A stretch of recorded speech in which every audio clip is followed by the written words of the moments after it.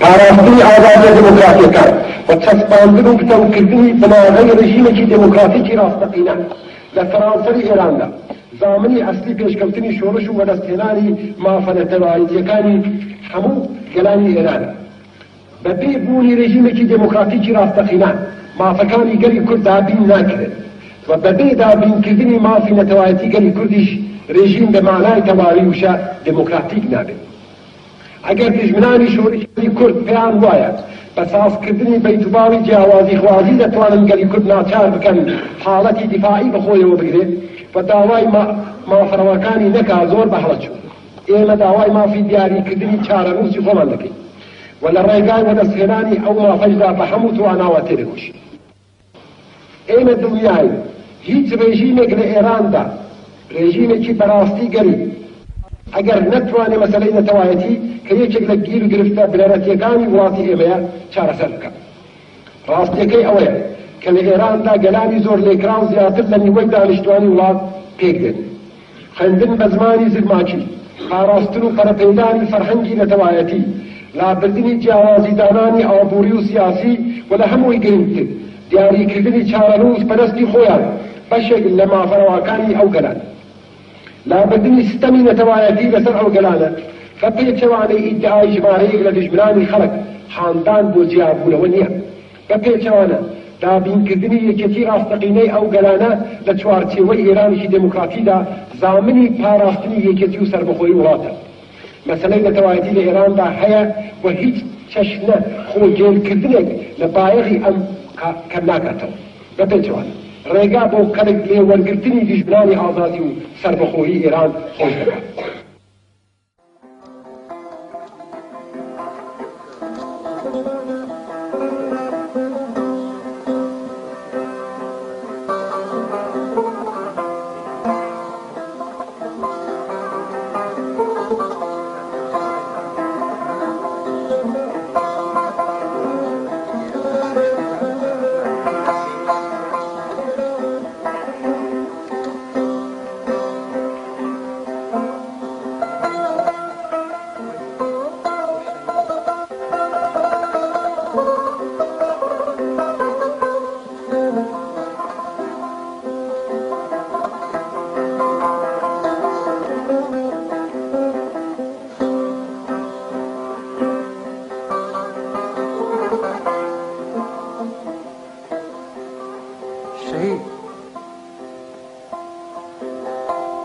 کاتێزانیان دڵت پاپۆڕی ئەوینە و بۆ گەیشتن بە بەندەری خۆشەویستی دەریای شەختە و سەهۆڵ دەبڕی هاتن سنگتیان هەڵڕی.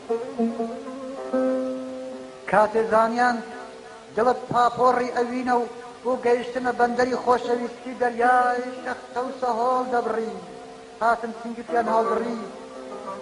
کاتێزانیان دڵت پردێکە پان و پۆڕ بەرەو ناخی مێژووی جیهان دەستی کوێستانت گرتووە و لە قوڵایی مەرگ و خوێنە ئەیبەی بەرەو کۆشی ژیان هەردەی وەرزی زریان ئەدڕی هاتن سنگتیان هەڵدڕی.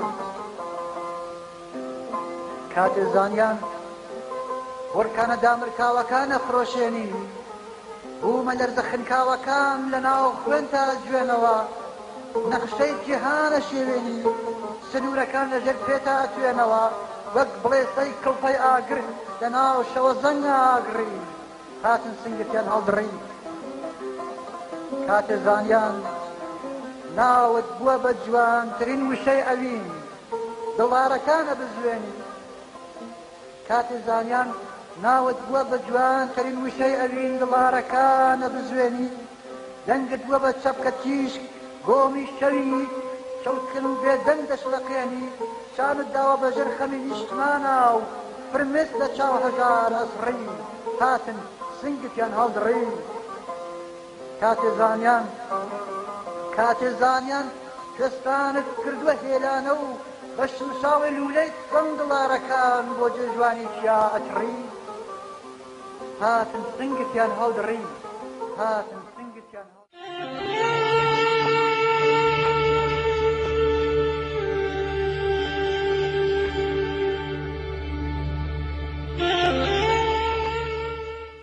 ئەکە نزیک بە 2 ساڵ بە تازەبوونەوەی شەری کوردستان ڕادەبرێت ئێمە لەو باوەڕەداین کە تەنیا ڕێگا بۆ چارەسەرکردنی گیر و گرفتەکانی کوردستان و سەرانسەری ئێران ڕوخاندنی ڕژیمی خومینیە.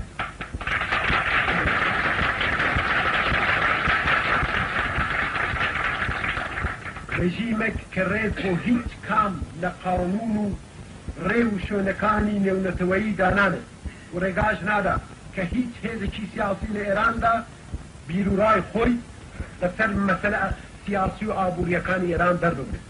ڕێژیمی خومینی بە سیاسەتە دژی گەلیەکانی خۆی بۆتە دژمنی هەموو خەڵکی ئێران. تەواوی هێزە نیشتمانی و پێشکەوتن خوازەکانی وڵاتی ئێمە بەسەر یەکەوە دەکوتێت. هەر بۆیە هەرچی سەرشانی هەموو دەستە و تاقمە سیاسیەکانی کوردستان و سەرانسەری ئێرانە کە تەواوی هێزی خۆیان بۆ وەشاندنی دوازەبر لە پەیکەری سست و لەرزۆکی ڕژیم ئامادە بکەن و بە یەکجاری کۆتایی بە دەورانی پرنکبەتی دەسەڵاتی کۆلەپەرستی. خەبات بۆ دابینکردنی دێمۆکراسی و ئازادی دێمۆکراتیەکان لە سەرانسەری ئێراندا. خەبات بۆ دابینکردنی مافە سیاسی و ئابووری و کۆمەڵایەتیەکانی کرێکاران و جوتیاران و هەموو زەحمەتکێشانی شار و لادێ و خەبات بۆ وەدەستهێنانی مافە نەتەوایەتیەکانی گەرانی زۆر لێکراوی ئێران بە شێوەی خودموختاری و لە چوارچێوەی ئێرانێکی ئازاد و سەربەخۆ.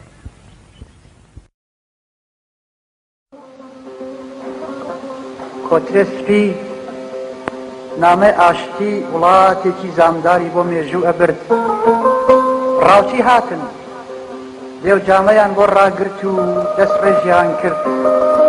لە پڕ زەوی زریکان ئاسمان لە خەو ڕاچوەکە خوێنی کۆتر تک تک تک تک بەسەر دنیا بەسەر دنیا تکە.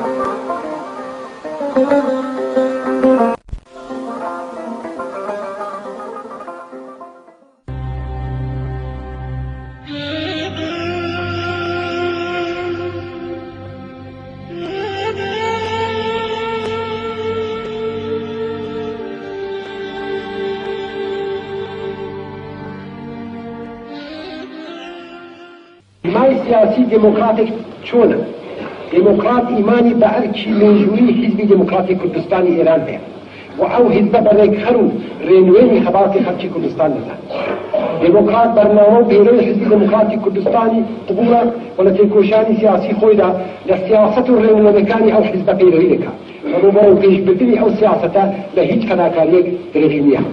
دموکرات بە حەق شانازی دەکات کە ئەندامی حیزبی دموکراتی کوردستان ئەندامی حیزبی پێشەوا قازی محەممەد و سەدان شەهیدی بەڕێزە کە جامیان لە ڕێگای ئازادی کوردستان و سەرانسەری ئێراندا بەخت کردووە. دموکرات لە بەستراوەیی بێزارە و هەر بۆیە دەیەوێت حیزبەکەی سەر بە هیچ دەستە و لایەنێک نەبێت و لە بریارداندا ئازادی و سەربەخۆیی تەواوی هەیە.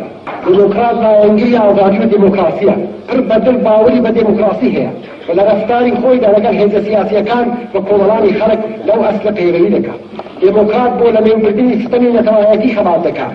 دابینکردنی ئەو ئامانجە بۆ گەلی کورد لەوەدا دەبینێت کە گەلی کورد مافی دانانی چارەنووس بە شێوەی خودموختاری وەدەست بێنێت. دموکرات ناسیۆنالیستی بەرچاوتەنگ نییە، ڕێز لە دۆستایەتی نێوان گەران دەگرێت و حورمەتی بۆ مافەکانی هەموو نەتەوەیەکی هەیە. دموکرات لایەنگری مافی زەحمەتکێشانە دژی هەموو چەشنە چەند ساڵەوەیەکی ئینسان بەدەستی ئینسان خەبات دەکات. دموکرات بەشەردۆستە و بۆ دۆستایەتی نێوان ئینسانەکان بێ لە بەرچاوگرتنی ڕەگەز و مەزهەب نرخەکی زۆر دادەنێ و هەموو چەشنە ڕەگەزپەرستی و فاشیزم و خۆبەرزنجانیەک مەحکوم دەکات. لە تێکۆشانی حیزبی و سیاسی ئێمەدا دەبێت جێگایەکی تایبەتی بدرێ بە ژنان کە نیوەی دانیشتوانی وڵاتەکەمان پێک دێنێت. وەک دەزانین حزبی ئێمە مافی بەرامبەری تەواو لەگەڵ پیاوان بۆ ژنان دادنێت، بەڵام دانانی ماف لەگەڵ پیادەکردنی ئەو مافە لە کۆمەڵدا مەودایەکی زۆریان لەبەردا هەیە. دەبێت ئەو مەودایە بەرەبەرە لەبەر بچێت. بە بیر و ڕای حزبی ئێمە هەرچی زیاتر ژنان لە کار کۆمەڵایەتی و سیاسیەکاندا بەیدا بن کۆمەڵ پێشکەوتووترە و هەرچی لە بزوتنەوەی سیاسی لەتەوەیەکدا ژنان پێکۆشەرتر بن بزوتنەوەکە پێشکەوتووترە بە شانسی سەرکەوتنیشی زیاترە. بەڵام ئێمە ئەومان ناوێت کە ژنان بە کۆر لە ڕێکخراوەکانی حزبی ئێمەدا بەشدار بن. بە پێنجەوانە ژنانی ئەندام لە حزبی ئێمەدا زۆر هەرچی قوتیان لە ئەستۆیە. و دەبێت کێکۆژانێکی بێبانجوبوون بەدەبەستی ئامادەکردنی کۆمەڵانی ژنان بۆ لەشداری لە حەبابدا و بۆ وەزەرەکانی لەگەڵ دواکردنی و پوچ و خرافات و تەعەسوبی بێجێ لە خۆیان نیشان بدەن. کەوابوو دەبێت لە پێشدا ژنان و کچان بۆ خەبات پەروەردە و ئامادە بکرێت و ئەو دەم مەسئولیەتی حیزبیان پێ بسپێرێت.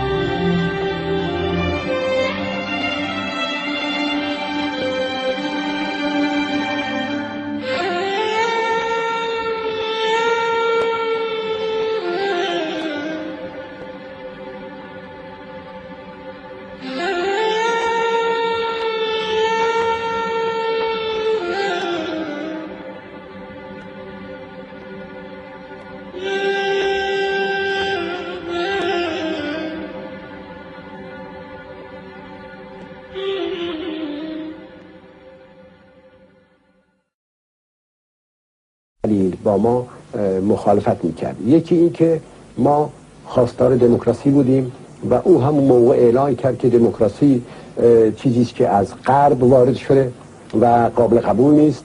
ما خود مختاری میخواستیم که او اصلا در فلسفه به اصطلاح اسلامی او ملیت وجود نداشت تا اعتراف بکنه به این که حق خود مختاری داشته باشه.